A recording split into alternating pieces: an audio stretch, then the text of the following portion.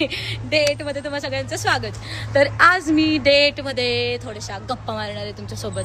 तर हां, मला माहिती आहे थोडंसं बोर करत असेल मी. तर सगळ्यांना असं वाटतं, म्हणजे सगळ्यांना पडणारा हा प्रश्न आहे की मी या फील्डमध्ये म्हणजे सोशल मीडियावरती का आली अचानक. तर याचं कारण असं काही खूप मोठं नाही आहे. तर माझं काहीतरी माइंडसेट आहे की मला थोडंसं बिझनेस थ्रू जायचं आहे. फेमस वगैरे असं काही नाही. थोडंसं फेमस मी आला तर कोणाला नको असतो, मला पण चालेल. आणि जास्त काही नाही, 5-6 हजार जरी माझे झाले फॉलोअर्स, त्यांच्यापर्यंत मी पोचू शकले आणि माझ्या गोष्टी मी त्यांच्यापर्यंत पोचू शकले तर बेस्टच होईल. आणि हां, हे बंद वगैरे नाही करणार आहे, कंटिन्यू चालू राहणार आहे. माझं एकच आहे की मोटिवेट करणं. आणि जसं की मी आहे थोडीशी अशा टाईप की मला आवडतं लोकांची हेल्प करायला, लोकांना थोडंसं सांगायला, माझ्या गोष्टी त्यांच्यापर्यंत पोचवायला. त्यामुळे मी ही व्हिडिओ स्टार्ट केली.